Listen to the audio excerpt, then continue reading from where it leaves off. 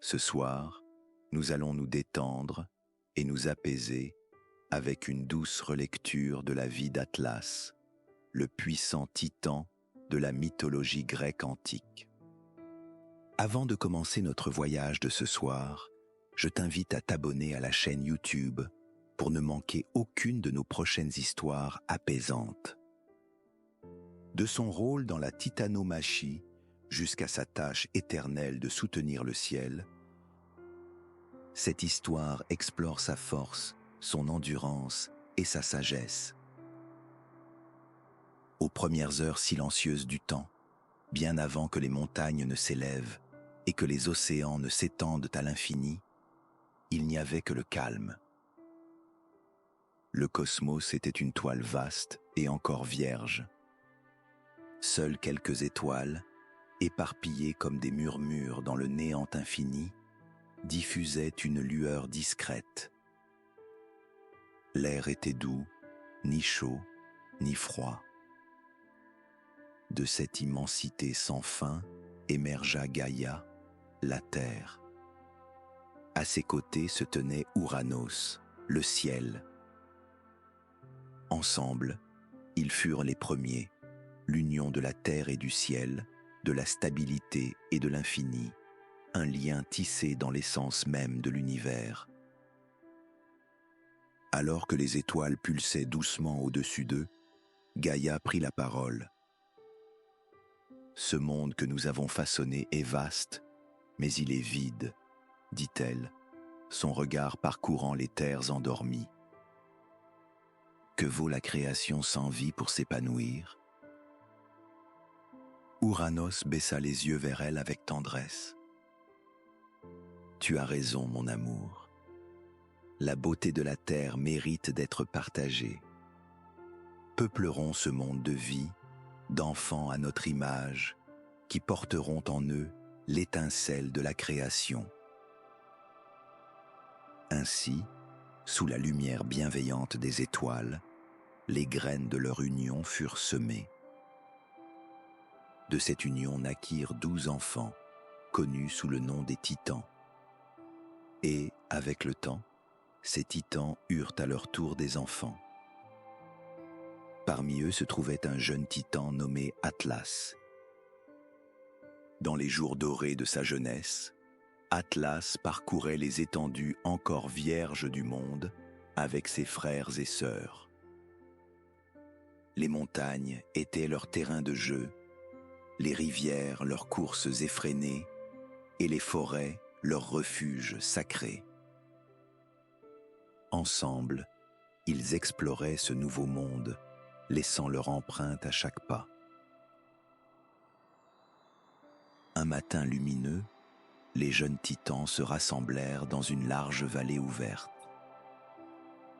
L'air y était pur, empli du parfum de la terre encore intacte.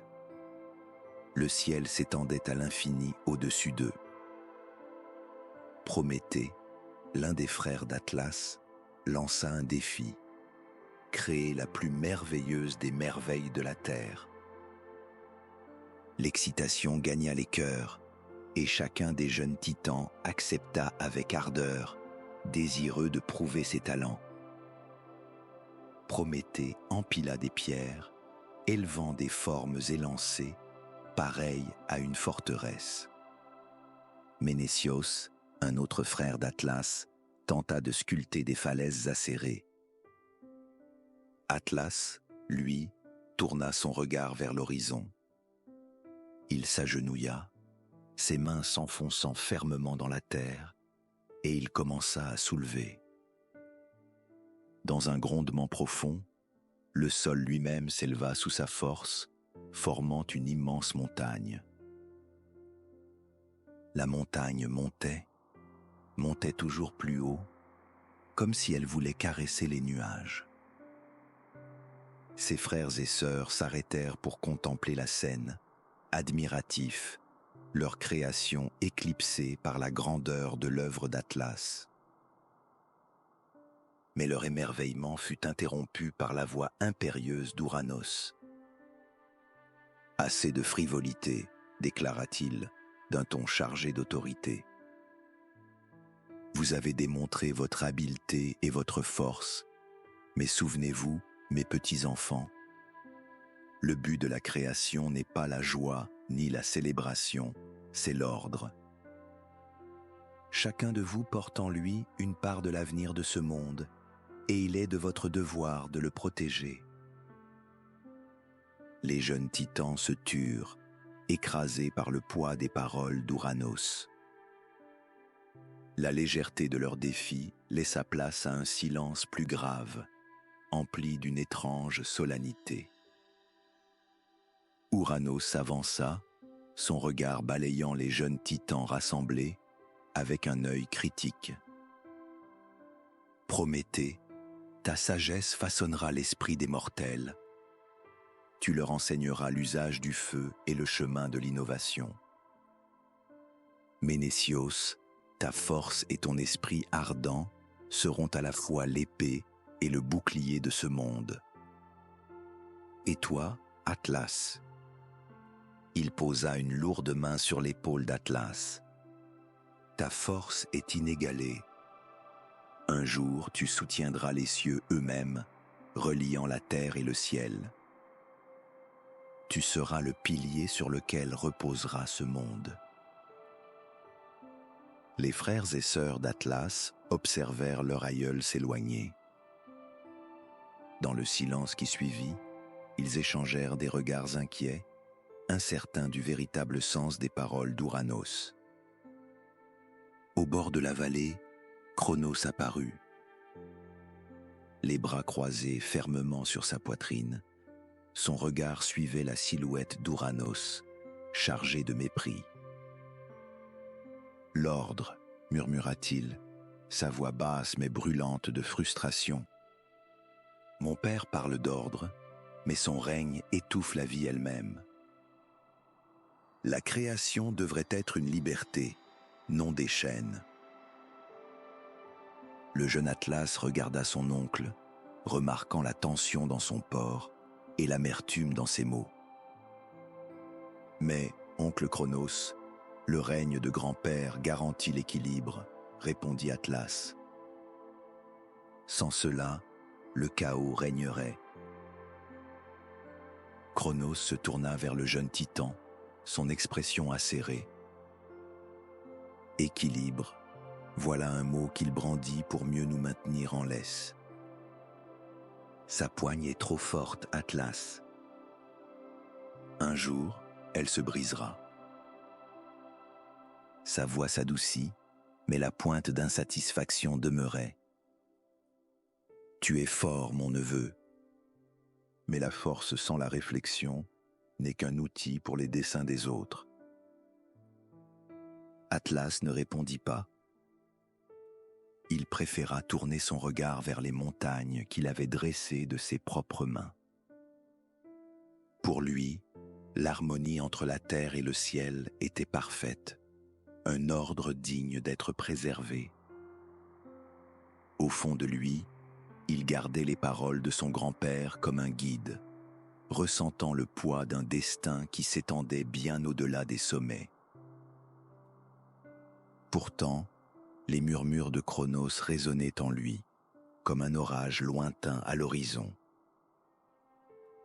Ouranos régna pendant de nombreuses années. Sa présence était immense, ses commandements inflexibles.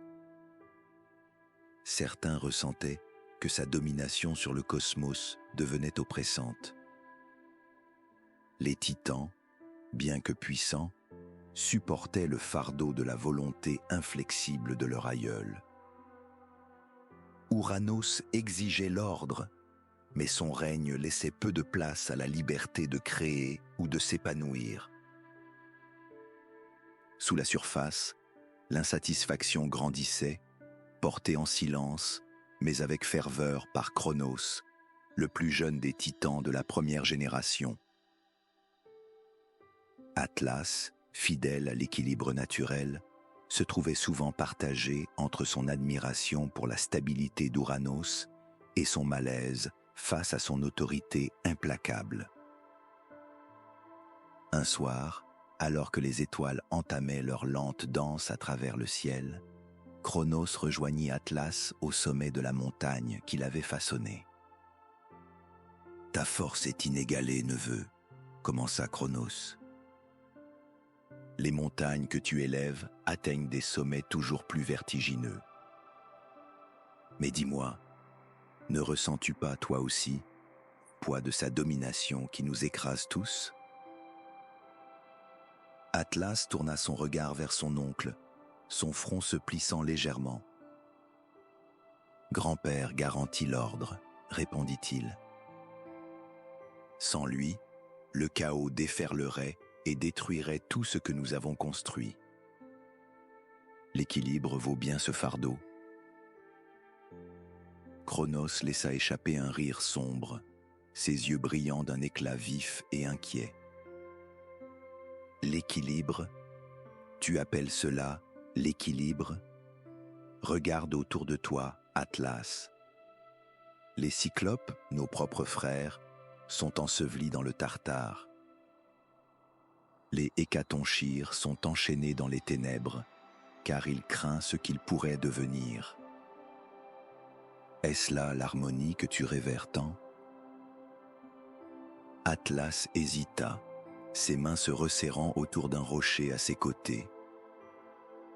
Ce qu'il fait est dur, mais c'est pour la préservation du monde. Ne le vois-tu pas ? Sans contrôle, nous finirions par nous détruire les uns les autres. Et que dis-tu de son contrôle sur nous ? Insista Cronos, faisant un pas de plus vers lui. Devons-nous vivre éternellement sous son ombre, notre force enchaînée par sa peur ? Non, Atlas.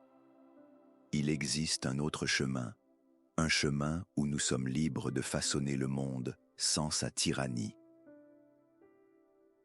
Atlas considéra son oncle, le cœur alourdi par le conflit intérieur.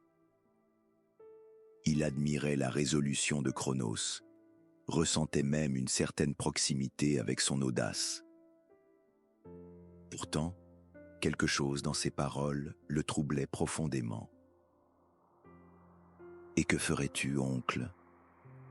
Le renverser, comme il a jadis écarté le vide primordial ?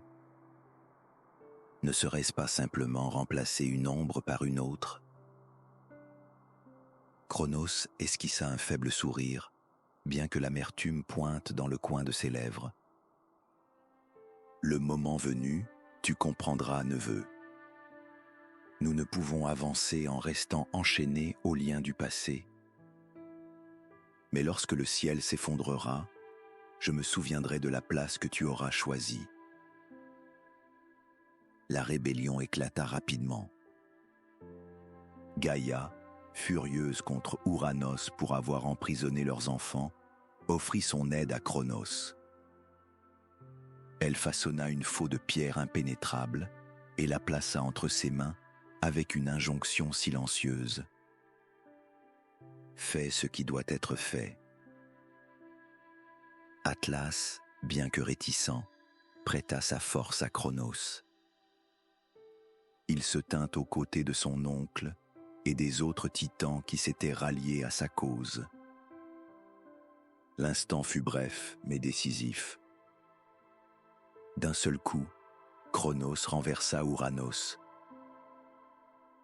Lorsque le cosmos retrouva son équilibre, Cronos se dressa en vainqueur, son ombre s'étendant désormais sur les titans. « Nous ne serons plus jamais liés par la peur, » déclara-t-il. « Voici venu notre temps, le règne des titans commence. » Atlas observe son oncle avec un mélange d'admiration et d'appréhension. Cronos avait tenu sa promesse, les libérant de la domination d'Ouranos. Et pourtant, dans le calme qui suivit la bataille, Atlas ne put chasser ce léger murmure de doute qui s'attardait dans son esprit. Que réserverait le règne de Cronos ? Les années passèrent, et sous la gouvernance de Cronos, les titans prospérèrent. Pourtant, même si le nouvel ordre semblait assuré, des murmures d'incertitude se faisaient entendre. Cronos avait pris pour épouse sa sœur, la titanide Rhéa, et ensemble, ils donnèrent naissance à des enfants d'une puissance remarquable. D'abord Hestia, puis Déméter, suivi d'Héra, de Poséidon et d'Hadès. Atlas observait son oncle avec une attention silencieuse, remarquant combien la fierté qu'il éprouvait pour ses enfants était ternie par l'inquiétude. Cronos levait souvent les yeux vers le ciel, les sourcils froncés, son assurance d'autrefois obscurcie par une peur croissante. « Ils sont puissants », confia un soir Cronos à Atlas, sa voix basse, presque un murmure. « Trop puissants. Je le sens jusque dans mes os, neveu, le même frisson que j'ai ressenti lorsque j'ai renversé Ouranos. » Le regard d'Atlas resta calme. « Ils sont de ton sang, oncle. Leur force est sûrement le reflet de la tienne. » Cronos secoua la tête, son expression assombrie. « La force est une lame à double tranchant. Ce que j'ai fait à mon père, il pourrait me le faire à moi. Je ne serai pas renversé comme je l'ai renversé lui. » Bientôt, la peur de Cronos le poussa à commettre un acte impensable. À mesure que chaque enfant venait au monde, il les avalait tout entiers, emprisonnant leur essence au plus profond de lui. Rhéa pleurait ses enfants, mais la résolution de Cronos était d'acier. Atlas, qui observait de loin, sentit une pointe d'inquiétude face au désespoir de son oncle, mais il resta silencieux, sa loyauté envers les titans demeurant intacte. Lorsque Rhéa cacha son plus jeune enfant, Zeus, et que celui-ci revint, devenu un dieu puissant, pour défier Cronos, le monde tout entier se mit à trembler. Zeus chercha des alliés parmi les titans, ses paroles brûlantes emplies de promesses et de révolutions. Pourtant, lorsqu'il s'approcha d'Atlas, le titan resta inflexible. « Je ne me retournerai pas contre les miens, » répondit Atlas, d'une voix calme et assurée. « Les liens du sang ne se brisent pas si facilement. » Ainsi, lorsque la titanomachie commença, Atlas se battit aux côtés de Cronos et des titans, brandissant sa force immense pour défendre leur règne. Bien que le doute habite encore son cœur, sa fidélité envers sa famille et l'ordre qu'ils avaient établi demeuraient inébranlables. Malgré la puissance d'Atlas et de ses frères et sœurs, le cours de la bataille bascula peu à peu contre eux. Zeus commandait aux orages, ses éclairs déchirant le ciel. Poséidon invoquait les flots furieux, tandis qu'Hadès animait les ombres elles-mêmes. Ensemble, ils avançaient, leurs forces combinées grignotant l'ancien pouvoir des titans. La fin de la guerre ne retentit pas dans un fracas, mais dans un profond silence, comme si le cosmos lui-même s'arrêtait pour pleurer la fin d'une ère. Les titans, jadis gardiens de la création, se retrouvaient désormais vaincus. La voix de Zeus s'éleva, ferme et résolue. « Vous, qui avez osé défier l'ordre légitime, subirez les conséquences de vos choix. Que cela serve de leçon à quiconque oserait défier la volonté des dieux. » Un à un, les titans furent enchaînés. Certains furent précipités dans le Tartare, leur pouvoir scellé dans les profondeurs de la terre. Lorsque Zeus se tourna vers Atlas, son regard était ferme, mais non dénué de clémence. « Atlas, ta force est sans égale, et c'est elle qui servira désormais le cosmos. Pour ton rôle dans la rébellion, tu porteras les cieux sur tes épaules, veillant ainsi à ce que l'équilibre que tu as tant voulu préserver demeure. Dans un calme empli de dignité, Atlas s'avança pour accepter son sort. Le ciel descendit sur lui tel un vaste manteau chatoyant. Les étoiles scintillaient au-dessus de lui, leur douce lumière se répandant jusqu'à la terre. Sous cette voûte céleste, Atlas ne songea pas au poids qu'il devait porter, mais à sa signification profonde. Il ressentait le rythme de la terre sous ses pieds, solide et immuable, et l'étendue infinie du ciel au-dessus de lui, vaste et libre. Les années s'écoulèrent comme des murmures portés par le vent, se fondant en siècles. Le rythme des cieux devint le compagnon d'Atlas, les étoiles une chorale de lumière discrète pour éclairer sa solitude. Depuis la chute des Titans, il avait cessé de compter les jours. Un soir, Atlas aperçut une silhouette qui avançait à travers le paysage. De son point d'observation, l'étranger paraissait minuscule, pas plus haut qu'un brin d'herbe. Atlas avait déjà vu des mortels auparavant, mais celui-ci était différent. Il y avait quelque chose de particulier chez lui. La silhouette se rapprocha, révélant un homme dont les épaules portaient les marques indéniables du labeur et de la force. Sa peau couleur de bronze luisait doucement sous les derniers reflets du jour. Son regard était empli de concentration, de calme et de détermination. Atlas ressentit une lueur de curiosité. Il s'était écoulé des siècles depuis que quiconque avait osé s'approcher de lui, et encore moins un mortel. Que pouvait bien vouloir ce voyageur d'un être qui portait les cieux sur ses épaules? Lorsque l'homme atteignit enfin le pied de la grande montagne où Atlas reposait, il leva la main en signe de paix. « Grand Titane, je viens sans hostilité. Je suis Héraclès, serviteur des dieux. Je cherche ta sagesse et ton aide. » Atlas l'observa en silence, son regard perçant détaillant chaque aspect du mortel. Bien que bien plus petit que lui, Héraclès dégageait une force tranquille, comme s'il portait non seulement ses propres fardeaux, mais ceux de tant d'autres.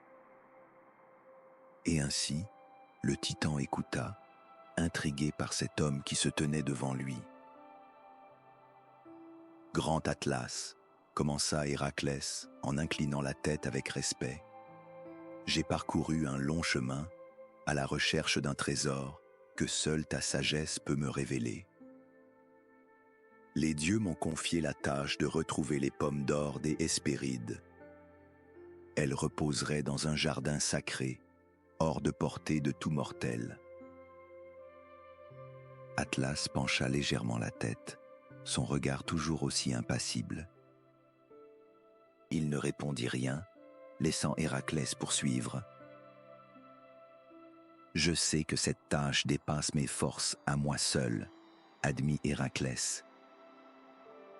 Mais j'ai entendu les récits de ta puissance, de ta connaissance du monde et de ton lien avec les Hespérides. Je viens te demander humblement ton aide. Considère ceci comme un appel d'un être accablé à un autre. » Atlas resta silencieux encore un moment, ses pensées lentes et profondes. Il observa le mortel devant lui, sa carrure solide, ses yeux calmes et cette flamme discrète mais vive qui brûlait en lui.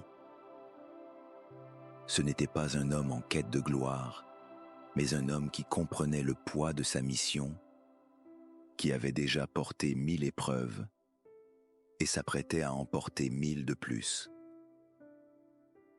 Tu parles avec sagesse et humilité, dit enfin Atlas, sa voix grave résonnant comme un tonnerre lointain. Peut-être es-tu digne de cette quête, mais sache ceci, le chemin vers les pommes d'or n'est pas une route ordinaire. Il éprouvera ta volonté et exigera une force bien plus grande que celle que tu portes dans tes bras. Héraclès soutint son regard sans ciller.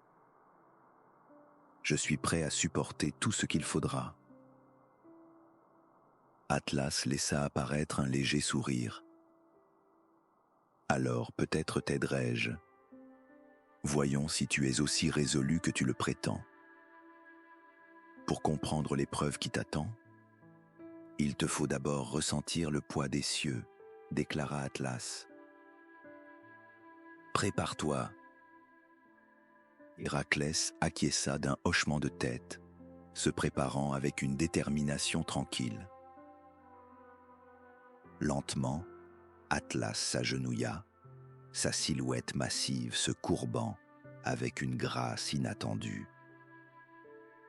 Avec un soin immense, il guida la voûte céleste hors de ses épaules et la déposa avec délicatesse sur celle d'Héraclès. Héraclès vacilla seulement un instant, ses genoux fléchissant légèrement sous le poids soudain, inimaginable. Mais il ne faiblit pas. Sa respiration resta lente, mesurée. Ses bras tremblaient, certes, mais il tenait bon. Il leva les yeux vers le ciel, et pour la toute première fois, il vit vraiment les cieux, l'immense fresque étoilée, les constellations qui tourbillonnaient, la danse silencieuse du cosmos. L'émerveillement illumina son visage, mêlé à l'effort visible qu'il déployait. Atlas l'observa un instant, une lueur discrète d'approbation traversant son regard. « Tu le portes avec honneur », dit-il simplement. Se redressant de toute sa hauteur, désormais libéré de son fardeau pour la première fois depuis des âges, il s'étira longuement. Puis, d'un pas puissant, il se dirigea vers le lointain jardin des Hespérides. Le verger doré brillait comme dans un rêve sous la lumière du soir, ses fruits scintillant comme s'ils avaient été embrassés par le soleil lui-même. Atlas s'émerveilla de la facilité avec laquelle la tâche lui paraissait, sans le poids du ciel sur ses épaules. Délicatement, il cueillit les pommes d'or, leur surface lisse et fraîche contre ses mains puissantes. Avec un léger sourire, il fit demi-tour, revenant vers le mortel. Atlas s'approcha d'Héraclès, les précieuses pommes dorées soigneusement nichées dans ses grandes paumes. Héraclès, toujours courbé sous le poids des cieux, leva les yeux pour rencontrer ceux du Titan. S'agenouillant à nouveau, Atlas déposa avec douceur les pommes aux pieds d'Héraclès. « Voici les fruits que tu cherchais, » déclara-t-il, sa voix paisible mais emplie de réflexion. Pour la première fois depuis des siècles, tes épaules étaient libres du fardeau céleste, et il savourait pleinement la légèreté de cet instant. Tu as porté le poids du ciel avec bravoure, mortel. Peu d'hommes pourraient endurer, ne serait-ce qu'un instant, ce que tu viens de supporter. Héraclès expira lentement, tes lèvres s'étirant en un discret sourire, malgré la fatigue qui accablait encore ses bras et ses épaules. Et pourtant, cela n'est rien comparé à ce que tu supportes chaque jour, répondit-il. Tu soutiens l'équilibre des cieux et de la terre avec une grâce inflexible. Ta force m'inspire, Atlas. Le titan fixa Héraclès longuement, pensif. Le poids des cieux avait été sien seul, des âges durant, mais à présent, dans cette courte trêve, il ressentait quelque chose d'inattendu, la liberté. Peut-être devrais-je moi-même rapporter ces pommes, dit soudain Atlas, sa voix profonde, stable, mais teintée d'une nuance incertaine. Je vois bien que tu es lasse, et le chemin qui t'attend est encore long. Héraclès battit des paupières, son sourire vacillant une fraction de seconde. Je ne te priverai pas du plaisir de goûter encore à un instant de repos, grand Atlas, répondit-il avec habileté. Mais avant que tu ne partes, pourrais-tu reprendre les cieux, juste un moment ? Je dois ajuster mon manteau pour que le poids ne glisse pas lorsque je le porterai de nouveau. Atlas hésita, son regard se plissant légèrement, tandis qu'il examinait le visage du mortel. La requête d'Héraclès semblait sincère, sa voix dénuée de malice. D'un lent hochement de tête, Atlas s'approcha et reprit une fois de plus le fardeau céleste. Alors qu'Atlas s'ajustait, Héraclès saisit promptement les pommes. « Merci, grand Titane, dit-il, d'une voix désormais résolue. Je rapporterai ces fruits pour accomplir ma mission, et je garderai à jamais en mémoire la leçon de force que tu m'as apprise. » La poitrine d'Atlas se souleva dans un profond soupir. Il observe Héraclès s'éloigner et disparaître à l'horizon, les pommes d'or en main. Le titan demeura immobile, les cieux de nouveau équilibrés sur ses épaules.